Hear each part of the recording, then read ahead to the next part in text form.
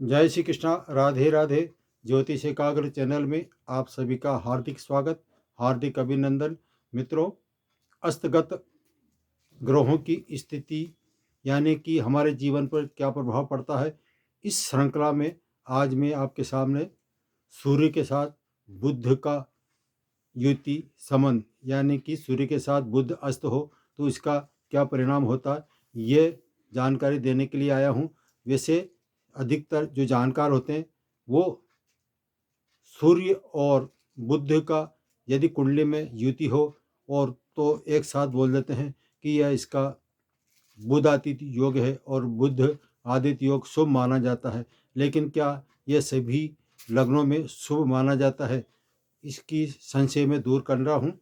यह सूर्य और बुध की अधिकतम जो अंश या डिग्री बोलते हैं वो 28 डिग्री का माना जाता है और 12 डिग्री से नीचे नीचे ये सूर्य बुध के साथ बुध सूर्य के साथ बैठा हो तो ये अस्त माना जाता है। बुध और आदित्य योग जो बनता है वो अधिकतर विद्वानों के हिसाब से बुध आदित्य योग कब बनता है, साथ बैठने से। लेकिन इनका जो अंश होता है या डिग्री होती है उनमें एक तो अस्तगत नहीं होना चाहिए और जो अंतर होता है यानी कि 12 डिग्री से 28 डिग्री के बीच में कम से कम 6 डिग्री का अंतर होना चाहिए। फॉर एग्जांपल, यदि सूर्य 14 डिग्री का है तो कम से भी कम 20 डिग्री का बुध होना चाहिए। या यूँ कहें कि बुध 14 डिग्री और सूर्य 16 डिग्री, तो ये बुध आदित्य योग का पूर्ण परिणाम मिलता है। और ऐसा बुध आदित्य योग के बारे में कहा जाता है कि ऐसा जातक गणित में विशेष निपुण होता है और उसका जो माइंड होता है कंप्यूटराइज होता है, बहुत तेज गति से चलने वाला। लेकिन सूर्य के साथ बुध अस्त हो रहा है। हम आज सिर्फ ये चर्चा कर रहे हैं, बुध आदित्य योग की नहीं कर रहे हैं। हम आज चर्चा कर रहे हैं बुध के साथ जो ग्रह अस्त होते हैं उनका हमारे जीवन में क्या प्रभाव पड़ता है। सूर्य मेष सिंह धनु, इन मेष सिंह धनु की जो लग्न चार्ट होता है उसमें यह योग कारक और सारक कारक माना गया है, सारक योग माना गया है।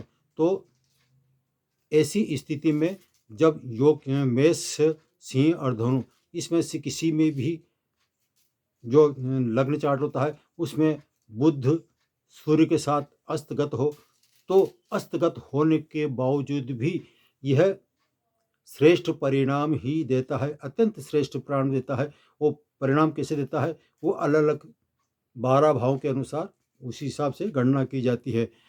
वैसे बुध जो है वो वृषभ, तुला, मकर, मीन इन राशियों में, या कन्या और मिथुन इन राशियों में सारक माना गया है। तो सारक का मतलब श्रेष्ठ फल देने वाला। लेकिन यदि यही बुध कर्क, सिंह, मेष और वृश्चिक में स्थित हो, कि लग्न चार्ट हो, यानी कि लग्न चार्ट बता रहा हूँ मैं, मेष, वृश्चिक, कर्क और सिंह ये लग्न चार्ट है, तो उसमें यदि सूर्य के साथ बुध अस्त होगा तो ये मारक स्थिति कहलाती है। अस्त होगा तो हो तब तो है सही, लेकिन जब इसका महादशा प्रारंभ होगी तो ये बुध मारक स्थिति का बताते हुए बहुत ही खराब रिजल्ट देता है। इसको हमारे जीवन में सही नहीं कह सकते हैं। तो सही के लिए मैंने जो चार्ट बताया है वो मेष राशि, सिंह राशि, धनु राशि और इधर जो देखते हैं वो आपकी वृषभ, तुला, इन राशि, मकर और मीन इन राशियों में ये सूर्य के साथ बुध अस्तगत अत्यंत श्रेष्ठ फल देता है। अब यदि बुध अस्तगत हो और साथ में ही यदि यह बुध वक्री स्थिति में कुंडली में कहीं पर भी बैठा हो तो यह जो श्रेष्ठ फल दे रहा था उसका अपोजिट देगा और वो अत्यंत खराब रिजल्ट देता है। ये स्थिति है। ये खराब रिजल्ट कब देगा, ये मैंने बताया आपको, जब वक्री हो जाए, अस्तगत तो ही सही, साथ ही वक्री स्थिति में बुध हो तो ये और खराब परिणाम ही देगा। अब दूसरी बात यह है कि सूर्य के साथ बुध अस्त हो रहा है, लेकिन कहीं से भी गुरु की 5वीं 7वीं या 9वीं दृष्टि इस बुध पर पड़ती है तो वो खराब परिणाम में कुछ कमी करते हुए वो श्रेष्ठ परिणाम ही देगा, ऐसा माना जाता है। यह है सूर्य के साथ बुध की अस्तगत स्थिति का प्रभाव।